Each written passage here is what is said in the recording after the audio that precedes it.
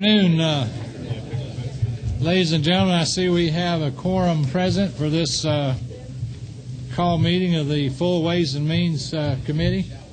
Welcome to our friends in the audience and committee members. Thank you for your attendance. I shall call this meeting to order. Any member of the committee have anything before we begin the process of first readers to bring before the committee? I know you're glad because you got all your stuff through subcommittee today, so we have hard times for you in the future. Just kidding. Okay. Representative Davis, are you with us? Yes, he is, and he just stepped outside. I don't guess he wants to pass his legislation. He was begging to go first, and now he steps outside. Oh, no. He just hurt himself, didn't he? There he goes. I think somebody's still awake and willing to listen to you. And Chair recognizes Representative Davis to briefly summarize for the committee House Bill 293, please, sir. Briefly, it's an awfully large bill. Thank you, Mr. Chairman and members of the committee. House Bill 293 is a motor fuel legislation. I call it GUTS, short for Gas Unification and Tax Simplification Act of 2007. This bill will eliminate the 4% prepaid sales tax on motor fuel. It will direct the current taxes on motor fuel from the general budget over and back to the Georgia Department of Transportation. It changes the taxing point, which is supported by the Georgia Department of Transportation, from the distributor level back to the terminal level. There's currently over 800 distributors and only 35-plus terminals, which would streamline the process, reduce government. It reduces the amount of actual tax on gas. In addition to that, it prohibits fractional pricing, which is the 9/10 of a cent on a gallon of gas. It sets a single excise tax. This is for a transparency issue. Many people are very confused with motor fuel and how much we're being taxed on it. They claim that we have some of the lowest motor fuel tax in the country at 7.5 cents. But what they don't realize is that we're one of the few states that actually charge sales tax on motor fuel. It will reduce the amount of tax on gas from 15.2 cents to 15 cents while redirecting those funds that are going to the general back into the Department of Transportation, actually increasing the amount of money spent on our roads. It also, in addition to that, reduces the amount of tax on diesel gas from 16.3 cents back to the set 15-cent excise tax. Mr. Chairman, I appreciate the opportunity, and I'll be willing to take any questions. I just received the fiscal note yesterday, so I'm still reviewing a response for that. So. Yeah. Is that a brief enough summary? We got a copy of the fiscal note, but it doesn't match the LC number on the bill. So we need to get that worked out before we get this to subcommittee. Are there any members of the committee have a question for the office? Chair number 19, is that you? 16. Yeah. 16. Chair recognizes our caucus chairman, Robert. Thank you, Mr. Chairman. Could you just give us what the fiscal note shows? We don't have it. I just received it yesterday, and basically what we're doing is it's going to cut the state budget by $110 million out of the general budget from the state and put that money over from the general budget into the DOT budget. And it's very. I mean, there's several different things going on this this fiscal note, but it shows a graph all the way through the revenue impact through 2012. Basically reducing our overall amount of money by $19.7 million in 2008 up to $50 million in 2012. So it's a less taxes, but by streamlining the process, you're doing several different things to compensate for that loss in revenue. Who's at 10? Is that? Did you have any further inquiry? No, sir. Thank you, Mr. Chairman. Chair recognizes Representative Flood. Thank you, Mr. Chairman. Representative Davis, did I hear you correctly to say that this would require that funds collected by the state be automatically directed and diverted to the DOT? As is currently, that's currently the process with the 7.5 cent excise tax. All we're doing is making a single excise. Instead of doing a sales tax and an excise tax, we're going to have a single tax that's only an excise tax, which is directly appropriated to the DOT, yes. Thank you. Dedicated funds. Seeing no further questions, we're going to sign your comment. Sure. I'm sorry I came in late. I just came from another committee meeting. I apologize. I didn't hear your presentation, Representative Davis. Just one comment. I don't know if you know how frustrating it is in the appropriations process now. In certain years when we can't use any money that's from the motor fuel tax money that's designated purely for roads and bridges, when there are times in the state budget we need really to use some of that money for other areas, and we're completely hamstrung by the fact that that can only be used. I would just question, and maybe in the subcommittee process, if I'm on the subcommittee that's assigned to, I could ask you further, but you do need to be cognizant that we already have a large sum of money designated for roads and bridges that cannot be used for anything else in years when we need to use some of that money for other things. Well, I recognize that, but the motor fuel tax is a user fee, and it should be dedicated when we're charging tax on gas. It should be dedicated back to the people that are using the roads, and that's an opinion type basis. But there's a lot of talk right now dealing with regional taxes and SPLOST and raising taxes on transportation needs because of the needs for these roads and bridges. And I really, instead of starting new taxes, we really need to fix the one we've got. If we're taxing on motor fuel now, we're using it for other things, whatever it be, education or whatever you decide, health care. It's really defeats the purpose of a motor fuel tax.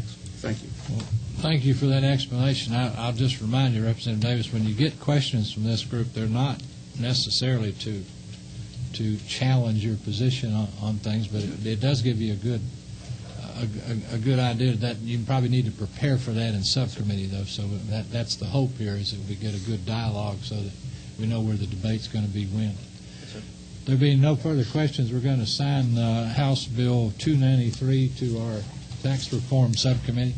Thank you. Thank you. Representative, House Bill 302. The Chair recognizes Representative Munford from the 95th.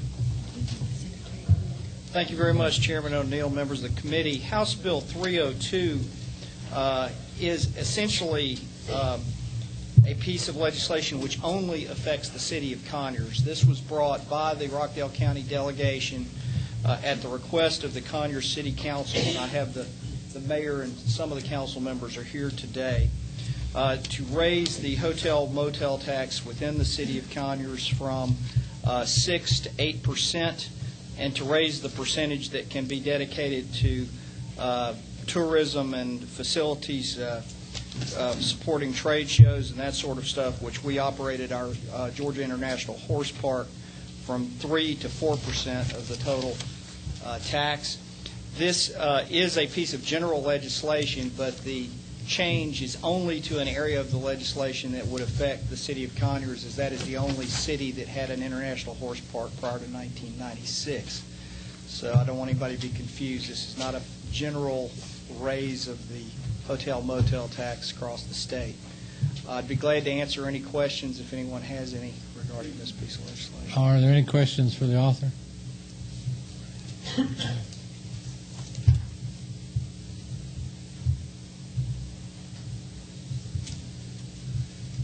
We're going to assign House Bill 302 to the Public Finance Subcommittee. Thank you very much. Thank you. Thank you, Mr. Chairman. And I'm sorry, and I apologize to our secretary. I've had a senior moment and forgotten our process, I guess. Would the secretary please read House Bill 327? That's okay, Mr. Chairman. I thought maybe you decided you were tired of me trying to have my comedy routine in front of the committee and decided to cancel that portion. HB 327 to amend Article 7, Chapter 7, Title 48 of the Official Code of Georgia, annotated relating to set-off debt collection so as to authorize set-off of certain debts owed to public housing authorities. Is that Representative Williams? Representative Williams, the 178. Thank you, Mr. Chairman, members of the committee. House Bill 327 is a bill that allows our local housing authorities in the state of Georgia to garnish the income tax returns of delinquent renters. With me today, I have our local constituent of mine who's an expert in the field, Mr. Mark Watson, who runs our local housing authority. If there's some more specific questions after my presentation, he'll be willing to, if the chair permits, to answer some of those. Right now, we estimate about $16 million in outstanding delinquent debt in the state of Georgia. My particular city in Jessup alone is at the $242,000 mark. These housing authorities are federally funded. We're not tinkering with anybody's rent. People's rent is decided when they enroll into these housing authorities. It's based on their income, their ability to pay.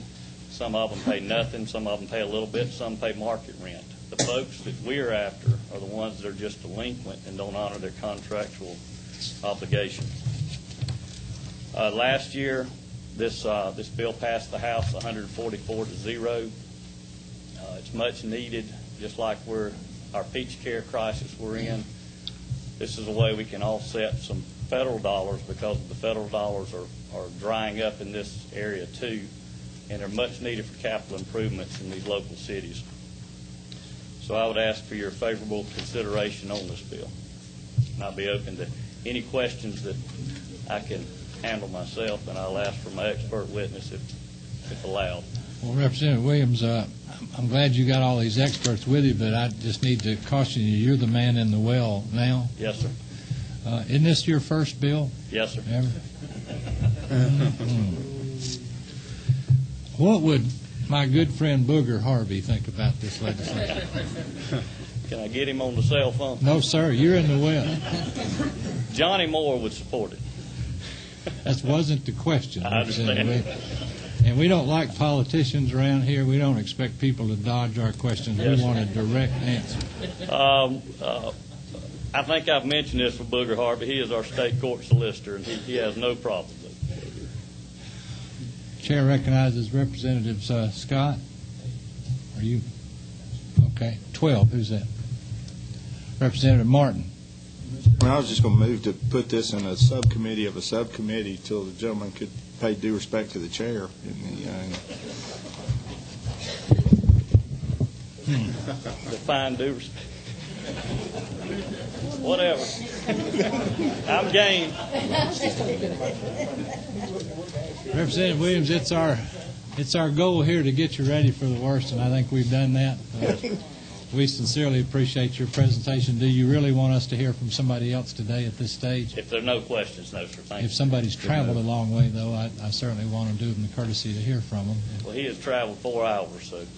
Well, why don't we ask him to address the committee for a minute then? He's obviously very passionate about this. Thank you, sir. Would you state your name, please, sir, and where you're from? Mr. Chair, my name is Mark Watson. I'm Executive Director of the Jessup Housing Authority, also Chairman of the Legislative Committee of the Georgia Association of Housing and Redevelopment Authorities. Welcome. I appreciate your honor to allow me to speak, since I did travel up and going to be traveling back in thunderstorms. As Representative Williams stated, this is basically the same scenario as what Peach Care is following now. A third party determined what it takes to effectively run a housing authority in this country, that being the Harvard Graduate School of Design. Currently, under federal funding, we're funded at 76% of what they say it takes to fund a housing authority. This money belongs to housing authorities. We're not asking for additional funding from the state. We're just asking for the state's assistance in collecting what is ours now. But let me elaborate on one thing, and then I will step down. Most of the money that is owed now to housing authorities come out of a collaborative agreement we have with the Georgia Department of Labor. If anytime someone is reporting income, we check that with the Georgia Department of Labor to see exactly what they are making. If we find unreported income, that amount then is put on their account as a retroactive amount. The biggest majority of these balances are when those retroactive amounts hit the accounts of the public housing residents, then they bail out, leave town, skip out. So this would be a way for us to get what is legitimately ours. And again, I appreciate the opportunity to speak. We look forward to a spirited debate on this. Representative Williams, we thank you. We're going to assign your bill to the Public Policy Subcommittee, and if you will, get in touch with the chairman of that committee, and they'll set a hearing for you in the very near future. Thank you, Mr. Chairman. Thank you. Good to be with you. Mr. Secretary, if you would, please, House Bill 328. HB 328 by Representative Bruce of the 64th to amend Code Section 48.5, 48.2 of the Official Code of Georgia annotated relating to the authority of local government to provide free-port exemption from ad valorem taxation for certain inventories. Chair recognizes Representative Roger Bruce to present his bill. Thank you, Mr. Chairman. I do not know Booger Harvey. I can tell you that right off the bat. This is going to be very brief. All this bill does is extend the Freeport exemption to newly formed cities. And basically, the Freeport exemption allows certain inventories of materials that are finished goods and goods that are in the process of being finished from having to pay the ad valorem tax on it. That's really all it does. It just extends it to newly formed cities. Is it by their election? Yes. Okay. It gives the residents of a newly formed city the opportunity to vote whether they want to do it. Okay. 28, is that?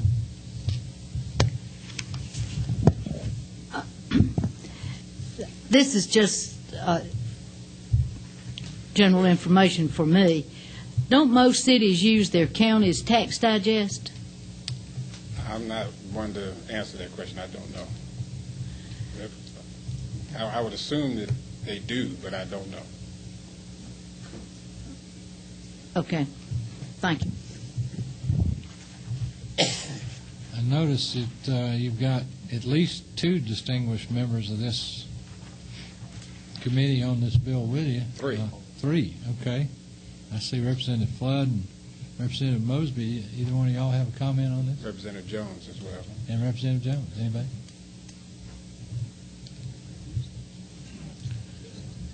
What number? 10? Thank you, Mr. Chairman. As you know, this body allowed for the creation of several cities in the last legislature, and this bill essentially allows those newly created cities to give their residents the opportunity to extend Freeport consideration to those cities, and it would be certainly something that I think would be very favorable to the ongoing operation of those entities and allow them to continue to remain competitive with other cities. Thank you. Are there any other questions for the author? Seeing none, we're going to assign this bill to our ad valorem tax subcommittee and look forward to a spirited debate on this. Thank you. Thank you. Mr. Secretary, House Bill 380, please. HB 380 by Representative Bill 21st to amend Code Section 48.33 of the Official Code of Georgia relating to tax execution by tax collectors and commissioners so as to change certain provisions regarding the payment of bills and notices. Chair recognizes Representative Calvin Hill of the 21st, sir, please. Thank you very much, Mr. Chairman. This is an extremely simple little bill. All I'm doing is striking out three little words. A brief history. If you've ever bought a piece of property in the state, let's say you bought it in June, if you're the new owner of the property, you'll find out that the tax bill will go to the past owner of the property. Effective is January 1. Several years ago, we attempted to solve this. We passed a Senate bill that inserted paragraph E of Section 1 there that said whenever technologically feasible, the tax commissioner will send the bill also to the new owner. Well, it appears over the years we can't find anybody that really deems it technologically feasible. In fact, in my county, I received many calls from constituents that found out their tax bill as new property owners was sent out with a past due notice 2 days after the tax was due. So, of course, they all had I think a $25 or $30 late penalty attached. It's not that they didn't know where they were. It's just that they waited until the late penalty went out there. I found that this appears to be a tremendous revenue generator, a hidden tax, if you will. You'll find out, Mr. Chairman, not only did many members of your committee sign it on the front, if you flip the original bill back over, I think there's, 90, 100 signatures, which is probably almost everybody on this committee and most people throughout the House. We believe if there is a tax due, we all would like to pay it. We hate to have these past due notices sent to everybody, what I would call somewhat artificially.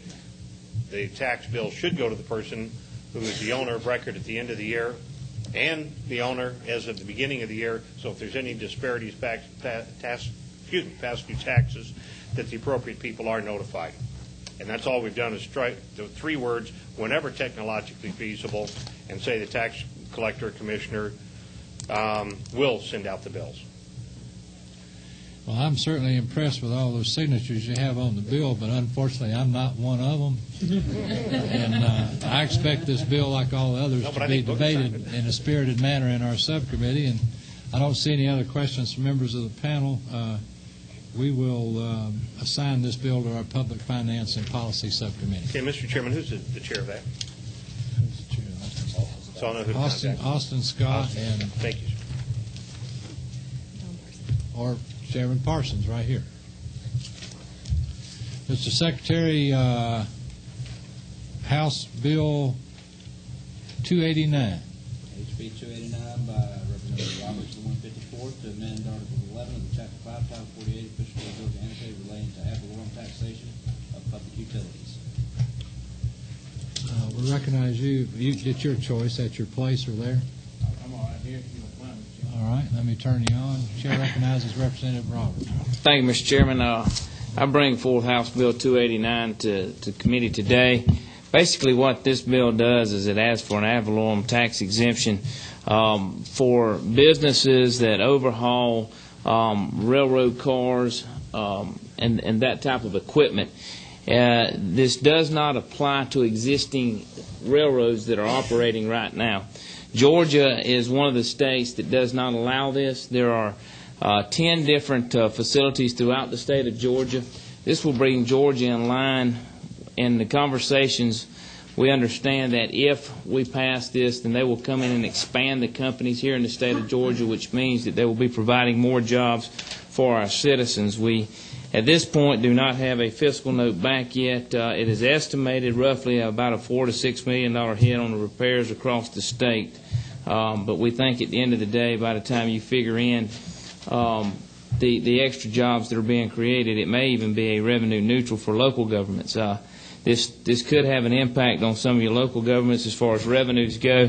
I can tell you that one of the facilities is in my district, and I had the chairman of the county commissioners from Ben Hill County and talked with him about possible lost revenue, and he said anything that would go in to create more jobs in the community he would be in favor of. So, Mr. Chairman, that's the bill, basically. Be glad to answer any questions. Anyone have a question for the author on this piece of legislation?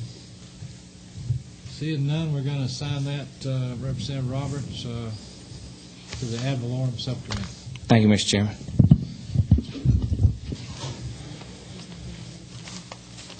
Okay. Assistant Secretary Roberts, would you please read House Bill 289? Excuse me, 294. Thank you, Mr. Chairman. To amend Code Section 48.8-3, Official Code of Georgia Annotated, relating to exemptions from sales and use tax, so as to provide for an exemption regarding sales to nonprofit volunteer health clinics for a limited period of time and for other purposes. I remember this one. Chair recognizes Representative Graves of the 12th to present his legislation. Thank you, Mr. Chairman, members of the committee. House Bill 294 is a repeat, basically, of a bill last year that we passed in the House and passed in the Senate, and unfortunately was vetoed by the governor. It was a sales tax exemption that is provided for free health care clinics throughout the state of Georgia. There are approximately about 30 to 31 clinics who provide completely free health care to anyone that comes into their clinic. And this sales tax exemption would go towards the goods they purchase, whether it be the tissues or the rubber gloves or anything they need to take care of those patients that come in. Last year there was a sunset on there that wrapped in the hospitals and nursing homes and a couple of others, and for some reason they were uncomfortable with that and encouraged a veto, and this bill here does not have that sunset on it, and I understand that hospitals are now great support of this legislation. No fiscal note as of today, but the fiscal note from last year I still have.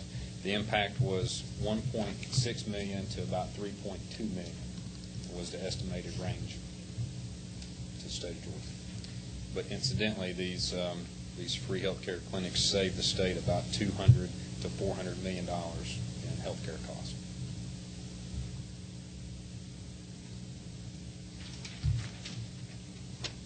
Are these the federal, what do they call it? Define for me a free health care clinic. You may be thinking of the community. Is it the community? Yeah. Is that what you're talking about with No, the these are 400 million? free health care clinics set up in communities that are nonprofits that are basically funded by community support, fundraisers, and individual donations, and doctors and dentists and such volunteer their time and their services to them. 20. Go. Representative Jameson. Thank you, Mr. Chairman. Actually, Mr. Chairman, we just opened a free clinic in Toccoa, and it's strictly for individuals with no insurance. And it's precisely what the gentleman says. It is a free clinic. It does not operate on a sliding scale. It is just for people with no insurance. And they, like he says, there's about 30 or 31 of them around the state now, and probably every community in the state could use one. We certainly have one in Houston, and we're very proud of it. Any other questions? We're going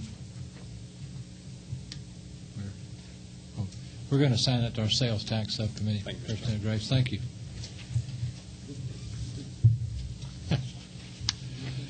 All right. Representative Roberts, House Bill 304, please. Amend Code Section 48-8-3 of the Fiscal Code annotated leading to exemption from state sales tax and use tax and for other purposes. Chair recognizes the wettest guy up here. Vice Chairman of this committee, Representative Sims. Thank you, Mr. Chairman. This bill does have a substitute, and it is not in the file right now, but basically this is an exemption on the sale and use of durable medical equipment. In the substitute, those pieces of equipment are listed as defined, and basically that's all that this does. Any questions, I'll try to answer. We have a fiscal note anywhere? Yes, sir. The fiscal note's on the way. Is that correct? It's ordered.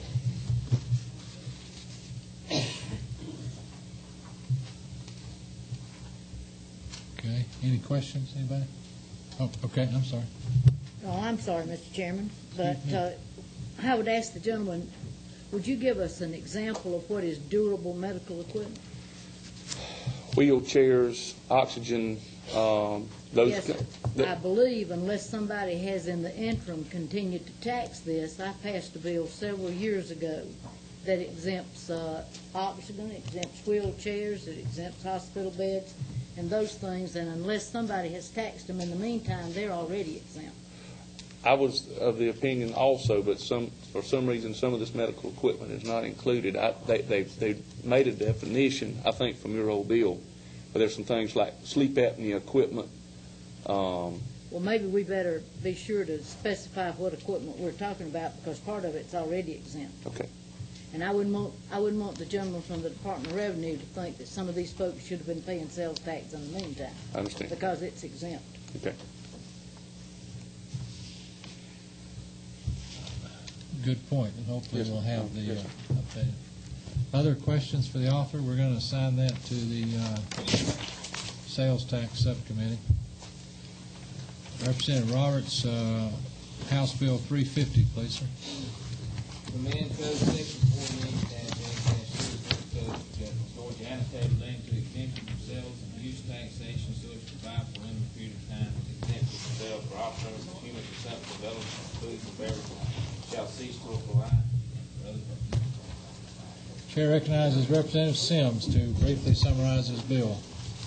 Mr. Chairman, this bill is basically a bill, a protectionary bill for if the federal government does not decide to help our children in Georgia, I don't think this committee or anybody in this House is going to let our children go without peach care in this state. We'll take care of our own, and this is what this bill does. Basically, it takes the exemption off food for 2 years. We will put it back in, put that money back in there to fully fund our peach care program and to look after those children out here that we absolutely need to look after. This does, it still exempts folks over 65, any Medicare disability or any Medicaid or Medicare benefits, and that too includes food stamps. Those folks would still remain exempt as far as paying the sales tax on food. The former fiscal note on this bill in the first year was $350 million. The second year was $850 million. Any questions? Could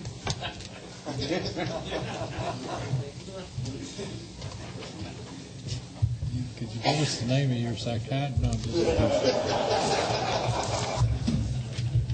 Are there any questions for the presenter of the bill? We're going to assign that to the sales tax subcommittee.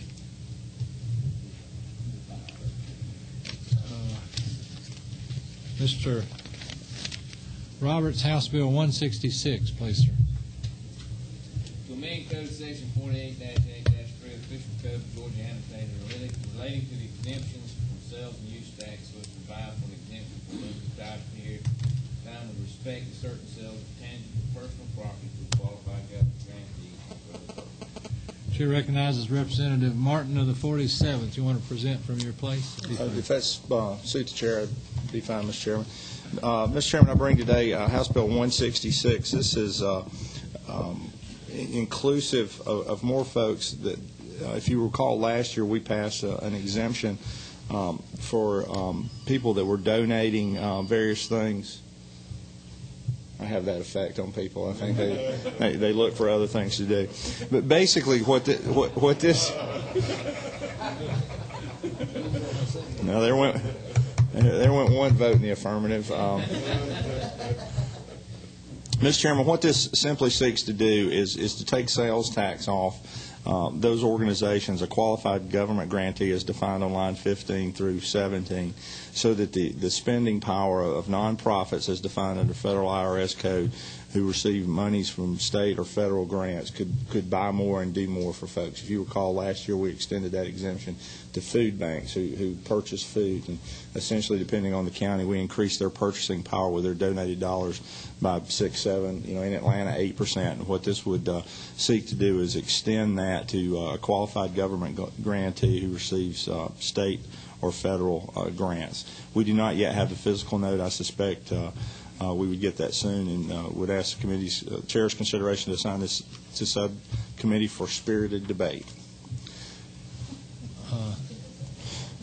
I'll promise you it'll be that, and I do want to point out to the gentleman in all seriousness, there's sort of a myth that the 501c3 organizations are very limited in scope, and we have found out through unintended consequences of some other legislation that's passed this committee that they're not very limited in scope, and we've had a lot of what I would almost classify as abuse of what we tried to do for true charitable organizations wind up being in industry and so forth just because they can form nonprofits. And we want to be ever mindful and careful of that and make sure that our legislation is limited accordingly, or we're going to create a lot of landmines out there to our revenue sources that we don't really intend to create. So I really do want that bill to be spiritedly debated at every level of our committee system. We're going to assign that to our sales tax subcommittee. Thank you, Mr. Chairman. Mr. Roberts, House Bill 307, please, sir.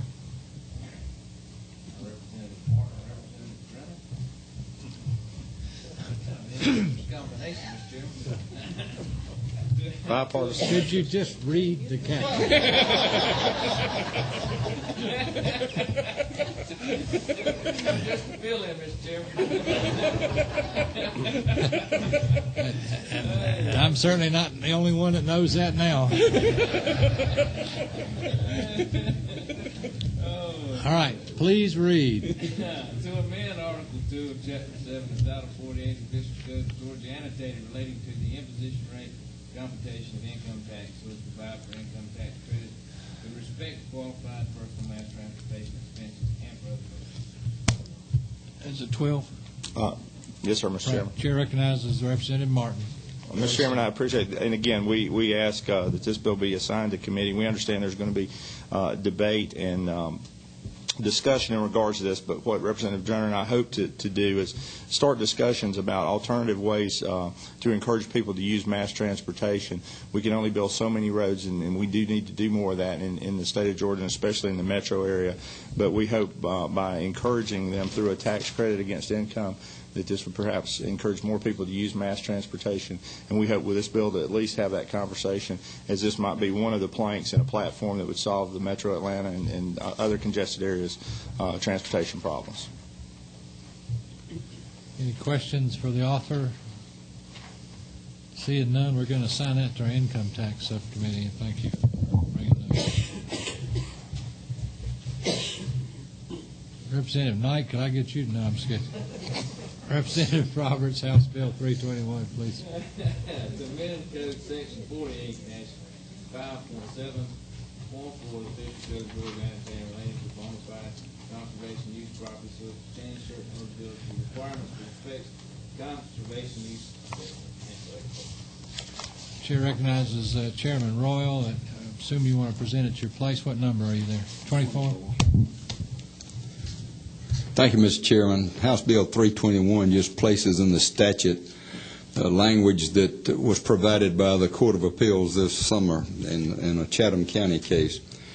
The Revenue Department has administered conservation use as a beneficial interest by individuals. If it was a family farm corporation, they could only have a 2,000-acre total conservation use covenant.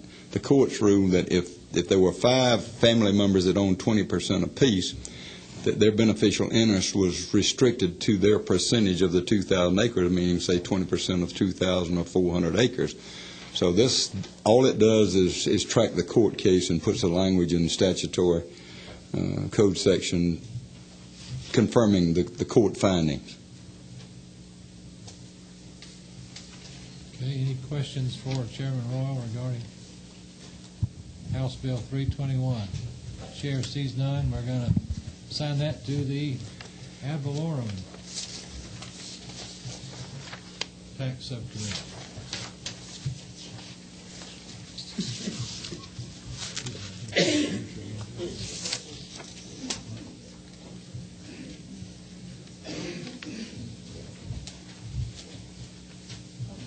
Representative Royal, you're on 322. Representative Stevens, or would you be comfortable presenting that, or you want to wait on him to get here? I'd prefer waiting on him.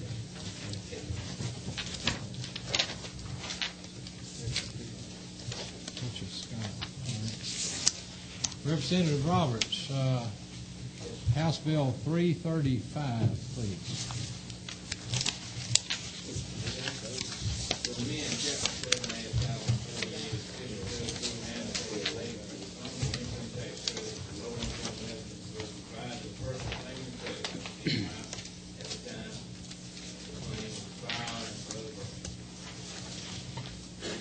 Representative, Chair recognizes Representative Knight. You want to present from your place?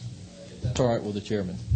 Mr. Chairman, in my, I guess you would say, part-time job now as a CPA, I discovered that we are giving refundable tax credits back to those persons no longer with us. And it should have very little effect, but I thought in principle this was the right thing to do.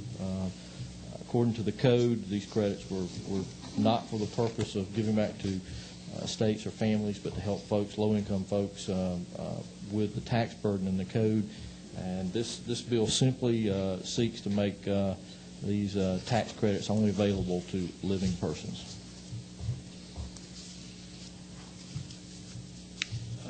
Chair recognizes Representative Sims for question. Just want to make sure you're not trying to undo us in the funeral industry over here. No, sir. Don't have to get folks, Mr. Chairman. I understand that's something dear to your heart, I'm sure. Any serious questions for the author?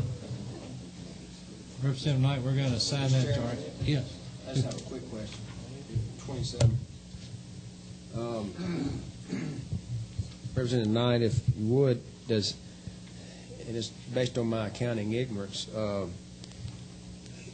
when someone files a joint return and a spouse dies and there's a surviving spouse, does that joint return constitute a person, or does the surviving spouse entitled to anything based on the spouse that may have been providing the income, or how would that scenario work? I want to refer back to maybe the part on this, but my recollection is maybe based upon the person. There's a table in the code that allows for that person. If I'm not mistaken, the table expands the dollar amount by actual person, if I'm not mistaken. Okay. So if one spouse passes on who's due a credit of some type, the surviving spouse under this language would not be entitled? Not to that person's credit. Okay. Thank you. Chair recognizes Chairman Mills. Thank you, Mr. Chairman. I had a question for Representative Knight. If I filed for a credit and I lived 11 months out of the 12 months of that year, and I died in the 11th month, would that mean that my estate or family left behind would not, they couldn't get the credit?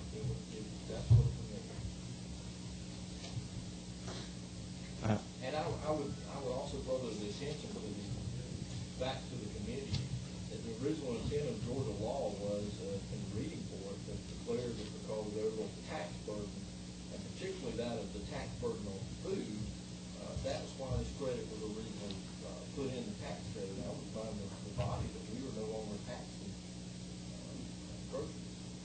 And that was the original intent of the code, section 48-7A-1.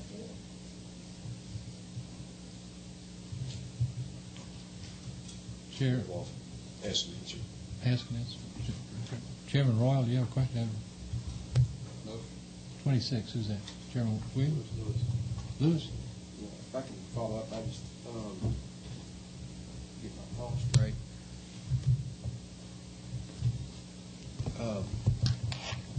Never mind, I just Representative Jameson? Thank you, Mr. Chairman. What happens under current tax law in the year of the death? A couple would still be entitled to file married filing joint. Yeah. Under your bill, are you saying that they would lose the tax credit period, although only one of them is now deceased? I think you would lose that. The lady has a great question. I need to go back to the code and verify it with the five star. I think they may only lose that code or that refund of the tax credit. They will lose that person.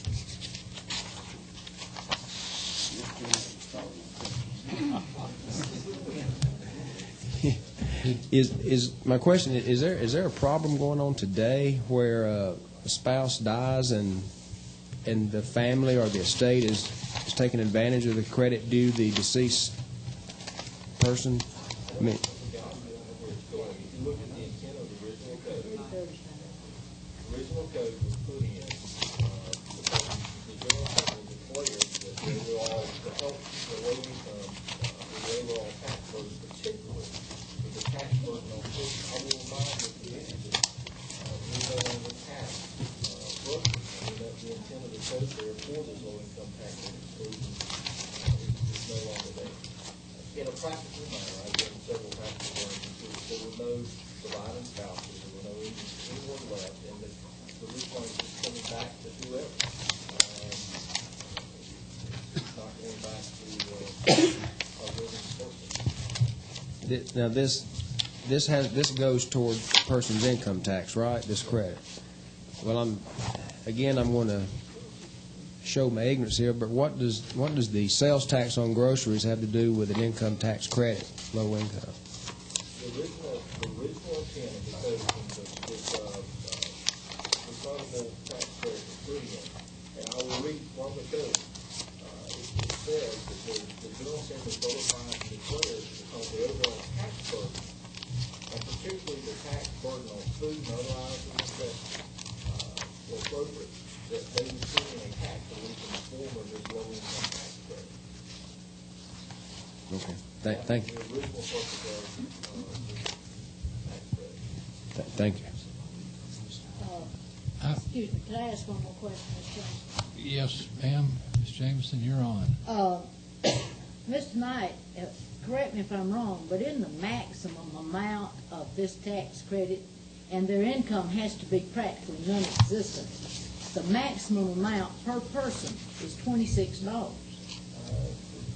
The lady is correct, and I'm not sure the maximum, but I think... No, take my word for it. The maximum amount of this credit is $26. The lady is probably correct.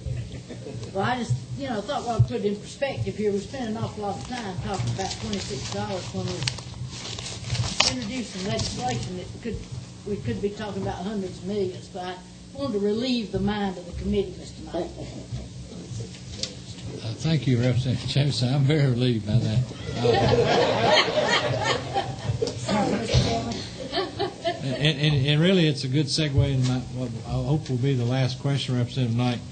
The language on line 12 talks about claiming a refund or payment of credit. I certainly wouldn't want to bar a family of a decedent to not be able to participate in an actual refund of taxes paid by the decedent. I think that's a whole different category than a credit. Yeah, this is not tax paid. This is an actual refund from the state. Well, then I just draw your attention to that language. It seems that I'm probably more easily confused than most, but it uses the term refund and not tax credit there. So. Because it's a refundable bill. It's on the current. But then it goes on to say, or payment of the credit. So refund is standing alone the way it's in that sentence. It's a reason. No question? We're going to assign that, obviously, bill to be debated in a spirited manner to our income tax subcommittee.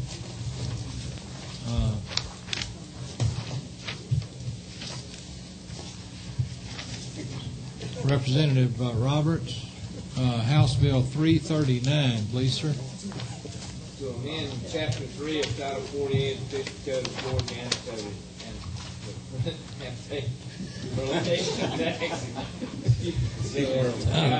for collection of costs associated with administering collection of tax execution penalties issued by tax collectors or tax commissioners and for other purposes. Got a little tickle there, Mr. Chairman. I apologize for that. Golly here. It's East Bourbon County. Boy.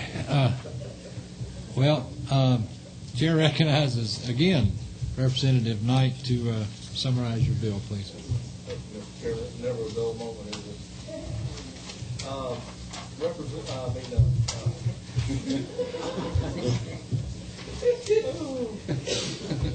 House Bill 339 seeks to clarify Code Section 48-3, clarifying that the cost of administering collection of delinquent property taxes shall be added to and collected from the delinquent taxpayer, really without going to stage 2 of the execution process, which is the levy and sale of a 5-day stage.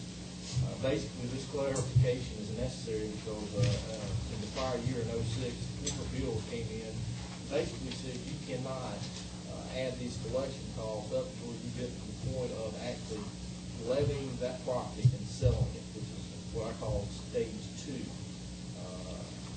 of the process. simply seeks to clarify that language. We believe that the cost of these efforts should not be at the expense of all the taxpayers, the majority of which is about 93 to 95% of the taxpayers who pay their bills on time. They shouldn't have to incur the cost of the few who are delinquent or late in paying their taxes. Is there a ceiling on the amount? No, sir. How's it determined?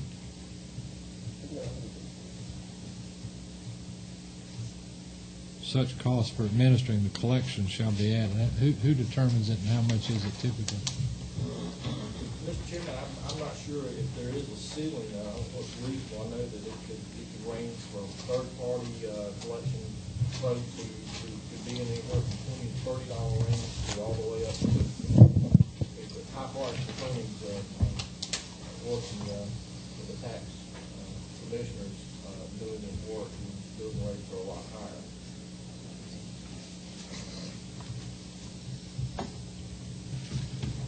Chairman Sims? My question follows along the same lines. What, as far as a ceiling, would you feel like that there's some of those collections costs could be excessive, especially if someone's having trouble paying the taxes on that on the property in question? I mean, you may be talking about someone that's getting ready for bankruptcy, or at least to go into some kind of receivership of some description there, and it's, you know, I mean, as far as the collection costs, I mean, if they get to the point where they get to the levy process, they're going to lose the property. I mean, this bill seems to, I think it's already back up. This has already been in process. This is an appeal court decision that came back, and all the tax commissioners, basically this has been a practice that's been in there. And this appeal court decision came back and muddied the language. And I think if you'll check with all your tax commissioners all over the state, from the large counties all the way down to the small counties, this has done harm to them, especially the ones that I would argue the small ones that are having outside help come in and help, research, send letters, research who's got the property, where the right addresses are. I certainly hear the comments of the chair, the vice chair regarding the limit that certainly would be willing to address this. So, you yield for the question? Yeah. The part that I'm talking about, I understand the appeal court has put this down, but it's not usually the appeal court that appeals to the individual. I think it's the legislative opportunity to deal with the individual. The courts deal with, they don't care about money and assess values of money or anything else. They're looking at the law. We have to look at the issues of each person, and anybody that's losing property. Each one's an individual. And it could be, I mean, there's some of this could be very, very excessive, especially if someone is not able to keep the property for various and sundry reasons. I still think we need to look at something on the cap, because I think some of these folks could get way out of hand with this. Is that a question or a soliloquy? Soliloquy, sir. Thanks. We're going to assign that, wait a minute, 10? Who's that? You waive? Okay. Representative Lindsay at 13. Thank you, Mr. Chairman. Just a quick question. Portsmouth County and I believe Gwinnett County also sell excellent entities for collection purposes. Will this bill have any impact on that? No, none whatsoever. In fact, the only language is just a one line on point the members to line 21, page 1. Once the execution has been issued, such costs for administrative collection thereon shall be added to the execution.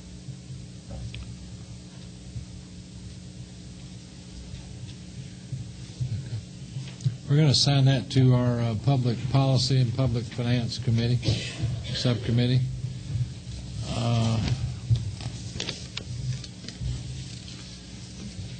Chairman Roberts, House Bill 374, please, sir. To amend Article 3 of Chapter 13 of Title 48 of the Official Code of Georgia annotated relating to the hotel motel tax so as to change certain provisions regarding definitions applicable to such tax and further pricing. Chair recognizes the chairman of the Banking Committee, Chairman Mills, to present his bill, please. Thank you, Mr. Chairman. It's okay I present it here? Yes, sir. Thank you. House Bill 374 simply changes nothing that's in the current code regarding the hotel motel tax. What it does do is it just realigns what we think is some of the most important parts of this code to the front of the section. Throughout the course of our Tax Reform Study Committee over the interim, part of that process revealed that there's a lot of confusion. There's over 20-something measures on how the hotel motel tax is distributed in different ways in different areas, and we think this will bring some clarity to it. Again, it doesn't change anything. It just simply moves this part to the front of the code. I certainly laud the author for anything that simplify the code and moving all these definitions up front where the reader can have an idea what they're reading later on. Certainly makes a lot of sense, and thank you for bringing that. Are there questions for the author? If not, we're going to put this in our Public Finance Subcommittee, and hopefully this will move quickly for you. Okay. Guess we're down to me, huh? You going to do that? Yeah, okay. You going to read it too? 329?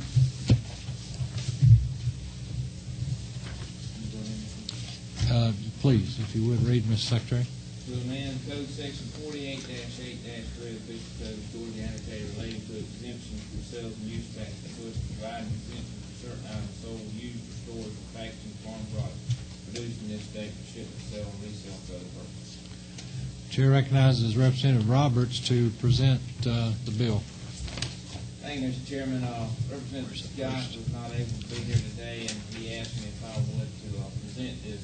Basically, right now, under the code section, materials used for packaging purposes of farm products are sales tax exempt.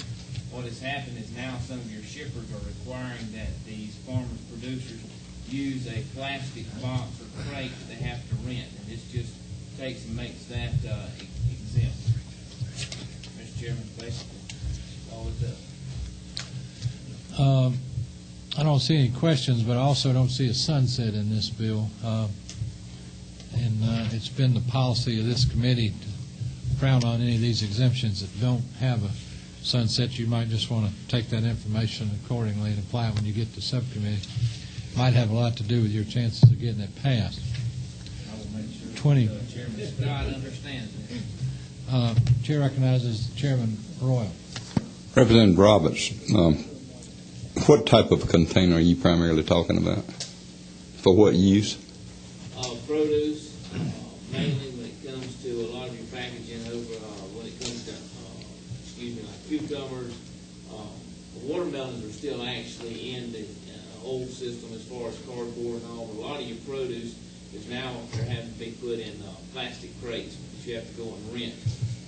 And that's what they're requiring for your peppers and that type of stuff. Would this include sweet corn containers, which they've gone to also? It is my understanding that it probably would, but we'll let them make sure.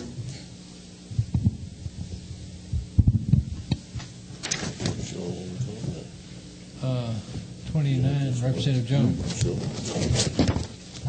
Representative, but it doesn't limit it to just packaging that is rented, does it? It also would include all packaging that has been purchased. Correct. Right now, yeah, you are correct. Yes, sir. What's that mean? Representative Sims. This will include squash and tomatoes too. They're packaged a little differently. It is my understanding, yes. So we just All the packaging for agriculture products, for farm products. okay.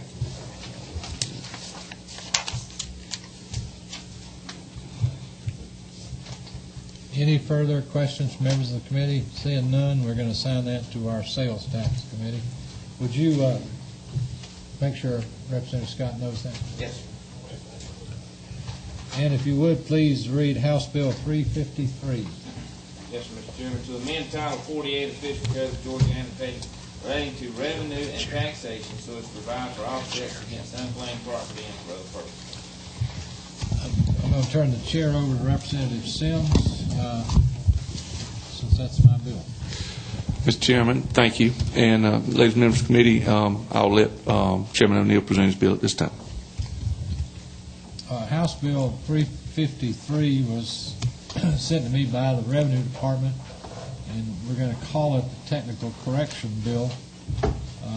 It has to do with some more efficient and less expensive ways that the department can serve a subpoena, especially under the technology that's available these days in one section. It also has to do with if a taxpayer waives confidentiality, this also allows that waiver to extend to the department discussing the issues with a third party necessary for the event that may be taking place in a technical sense. We also are amending Section 42255B to allow the department to serve a garnishee by certified mail return receipt requested instead of only by personal service, again to streamline collection methods for our department so that we can collect justly owed taxes to the state. And we're also amending Code Section 48256 for tax lien attachment, which will allow the department to file a state tax execution in a single county to be perfected against a taxpayer's property located in all 159 counties. Another example we've seen of this in the law and why it works out so efficiently for everybody, because it can be kept up these days electronically, is UCC filing statements, where you used to have to go to every county for personal property executions and file statement after statement at great expense. Now we have a data processing system that can keep up with it statewide, so we're enabling that in this bill. And we also are going to model what we call the Maryland model about financial institution automation of levies to where we can electronically submit requests to banks and so forth, where it used to we had to go through a very expensive and delaying paper process. That's a fairly good summary of a pretty comprehensive bill that came to us from the Department of Revenue. I'll be glad to yield any questions. Any questions from members of the committee? Thank you, members of the committee. Next one. Tax reform. This bill will be signed to the tax reform committee, subcommittee. Back. Will the Secretary please read House Bill 354? Yes, sir, Mr. Chairman. HB 354 by Representative O'Neill of 146th. To amend Title 36, 40, and 48 Official Code of Georgia annotated relating respectively to local governments and revenue and taxation. Okay. Will the gentleman please present his bill? Thank you, Mr. Secretary, and others.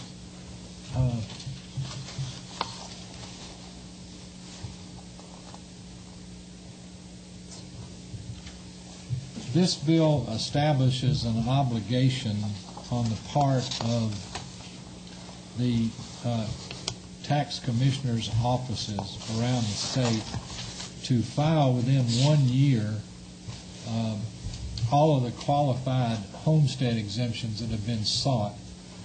What's happened in the past is it's been a budgetary nightmare. We've had actually some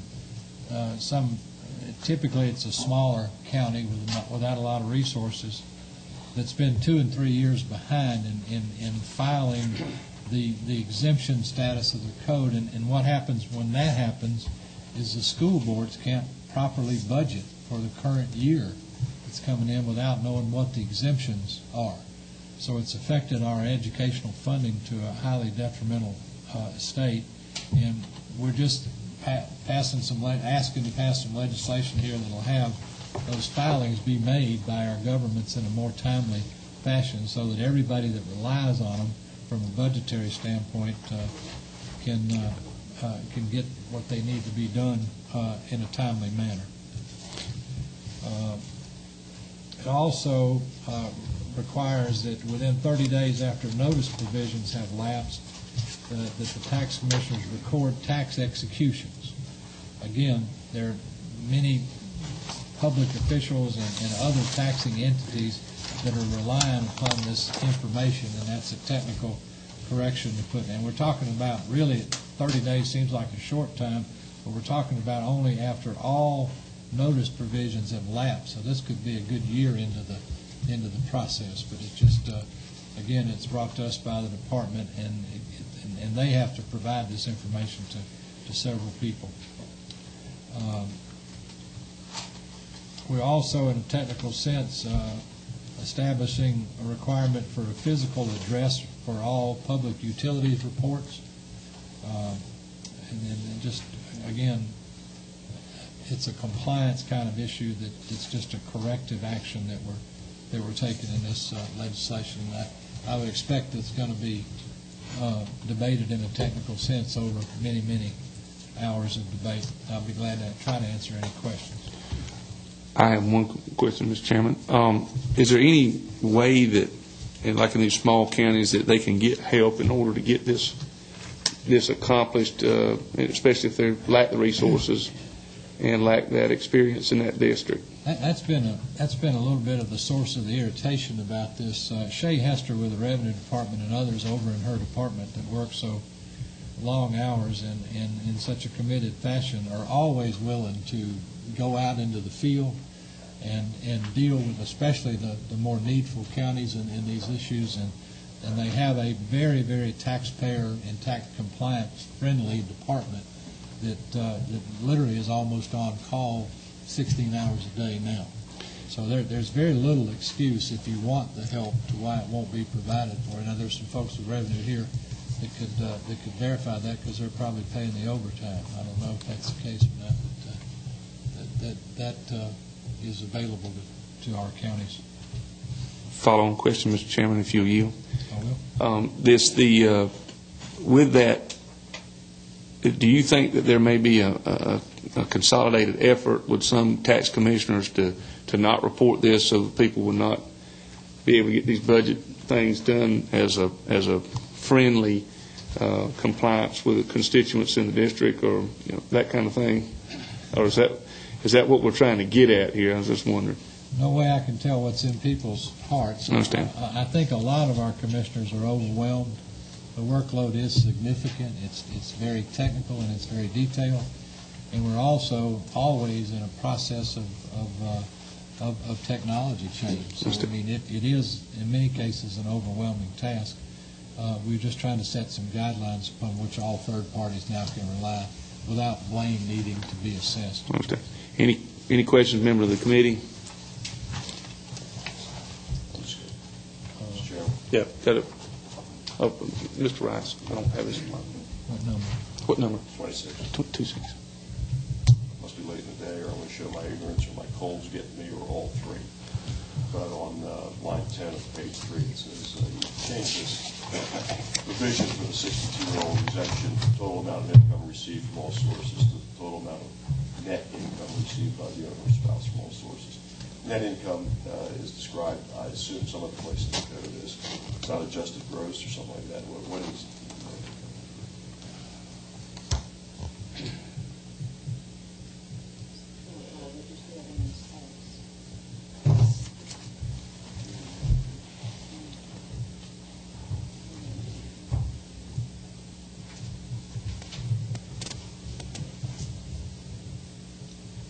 My assumption, and I wouldn't mind changing that to adjusted gross income, my assumption is that as that would apply to most taxpayers who would be applying for the homestead exemption, they would have to give their net income, and I think it's been further defined, as you say, as the adjusted gross income, since that's what we kind of work off of.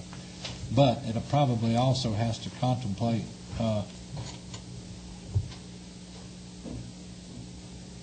in this case, the spouse. So that's what's throwing me off, because that presumes they're filing jointly. And I guess that's something we're just going to have to vet out during the committee process. I think it's a very good question. Can you add to that, Ms. James? Well, I just wondered, we do start with adjusted gross income, but we can in some cases end up with a net Georgia state income because we adjust it by whether or not the adjusted gross income has got such things as Social Security included in it. Because, see, that's not taxable to Georgia. Maybe that's the intent of the bill, is to consider Georgia's net after any adjustments that might be made, you think? It could be, and I'm sure we're going to be posing that question to our friends at Revenue when we debate that in subcommittee.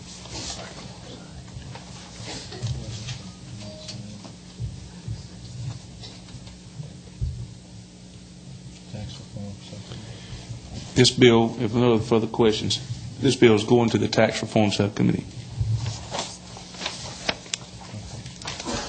Mr. Secretary, if you'll read House Bill 357. HB 357, by Representative O'Neill, 146, to amend Title 48 Official Code of Georgia annotated relating to revenue taxation so as to define the terms Internal Revenue Code and Internal Revenue Code of 1986. Mr. Chairman, if you will, please present your bill. Okay, this bill, I think your constituents are going to be the most grateful for any we've talked about in my group today. It's a technical correction in a sense that it will hook Georgia taxes into the extension of some major tax benefit bills that were extended under federal law. What happened in 06 when we adopted our omnibus bill, which actually aligned the Georgia tax code with the IRS code, is that at the time that we did that, 3 or 4 of the major, what we'll call Bush tax cuts, were set to expire December 31st of 05. The biggest one that comes to mind is the higher education expenses, the deduction or credit that we had for our teachers. Our teachers have regularly over the years spent their own money for classroom supplies and on students and things like that to supplement the educational effort. And we've given them up to a dollar limit of $2,000 to $4,000, I guess, against their AGI that they could, up to $250 above the line deduction for their out-of-pocket educator classroom expenses. That tax benefit was set to expire, again, 05, December 31. Late in December, this past December of 06, before the outgoing Congress left, before the new one came in, they voted to extend all of those 05 tax benefits through the year 06. It's one of the last acts they did, literally at midnight. Unfortunately for us, we didn't contemplate it because the law, when we met back a long time ago in January of 06, was set to expire in 05. We didn't know that was going to happen, so we didn't adopt those cuts in our code. This bill allows us to go back and adopt those cuts so so Georgia educators can take the same deduction that all the rest of America's educators can take. It also deals with Section 179 for our small businesses. That was also extended. Limits there up to $104,000 as opposed to $25,000, and some other tax credits that were involved having to do with 15-year depreciation instead of 39-year depreciation. The medical savings account program, which has now been extended through 07. So long and short is, in a sense, this is a retroactive bill that allows us to go back and pick up for Georgia taxpayers the same benefits that everybody else in the country will, especially our educators, will be able to take advantage of because of that essential last-minute legislation from the 06 Congress. And Mr. Chairman, I'd be glad to try to answer any questions. Any questions from members of the committee? Your number? 25. Mr. Chairman, you're covering that period 05 to 07. What happens after 07? Does this bill specify that we continue to track the federal? This bill only deals with 06. Okay. And it deals with 06 because some of the things that we thought were going to expire in 05 actually didn't, because they were re-upped at the last minute in 06. We will deal with the meshing of the two tax codes in 07 with our omnibus bill this year, which I'll drop tomorrow for the department. This will be a recurring only 06 every year. No, this won't recur, but one time. Yeah, this won't happen again, we hope, because we don't know what Congress might do at the end of this year that we can't contemplate now as we try to get our code in compliance with theirs. And that's what this is. They kind of tricked us, if you want to know the truth. Any other questions, members of the committee? Ms. Cumberland, what's the number? 12. Chairman, line 23. In plain English, we got 168 accept 168K, but not accepting 168K2 AI, 168K2DI, and 168K2E. What does that say in English? Mr. Tillman, I assume from that question that you have no more legislation going through this committee. Answer accepted. But if you want to withdraw that question, I'd like to withdraw the question, please. That's a good idea. Any other questions, members of the committee? We're going to assign this bill to the Tax Reform Subcommittee. Mr. Secretary, if you will read House Bill 361. HB 361, yet another bill by Chairman O'Neill and his legislative package for the day, but apparently not the last one for the year. To amend Article 2, Chapter 7, Title 48 of the Official Code of Georgia, annotated relating to imposition rate computation exemptions regarding income tax, so as to change certain provisions regarding certain state income tax credits. Thank you. Mr. Secretary, you got any problems with the chairman dropping any bills? I'm hoping he's going to do a press conference on that omnibus tomorrow. Mr. Chairman, if you will. This bill is to clarify and maybe avoid some potential abuse in our economic development law, dealing with job credits and business enterprise credits, and some of the stuff y'all may have known as the BEST program that's been in law really for 12 years or so, but it has to do with retraining in corporate America. And this clarifies a single statewide definition of what retraining really ought to be. What we have found out over time is that we sort of trusted our technical colleges to determine if a particular program would qualify to be retraining in the under the interpretation of the law, and unfortunately in a lot of cases we got a pretty liberal interpretation of what retraining was, even to the point of where folks would get an update on Windows software from Windows 04 to Windows 05 and try to get a retraining credit for sending somebody to school on something which really is not what the original purpose of the law was. The original purpose was where businesses had closed, for instance, and there would be a multitude of employees that would need to be retrained to do another function so that they could seek employment in Georgia and so forth and so on, or really in many ways to get current businesses in Georgia that were already here doing very well and successful to branch out into more enterprise that wasn't just the mundane day-to-day operations of the business that would have been the training that any business would have to have. So we feel like those credits are necessary to spur business, to spur enterprise, but we also feel like that if they're abused, we may lose them for all business that could possibly use them. So this bill really cleans up the business enterprise definitions and give a lot more definitive guidelines on whether or not the retraining courses that folks are taking will actually qualify for these very valuable credits. I'll be glad to try to answer any questions. Any questions from members of the committee?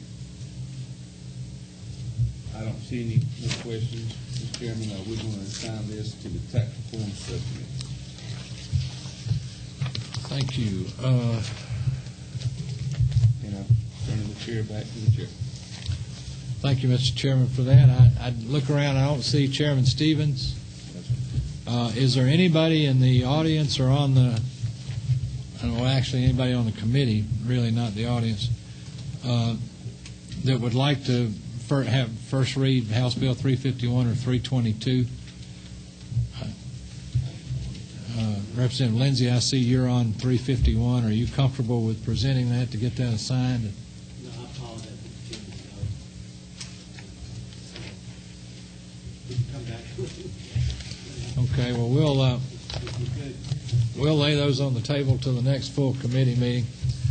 Also, it's with a very, very heavy heart that I have to announce to you all that a great Georgian and a great American, in every way that's defined, has gone to the right hand of the Lord God Almighty. Congressman Norwood, I just got word, passed away today. I would ask this committee, in reverence for his great name and his great service to his country and this state, to join me in a moment of silence in his memory.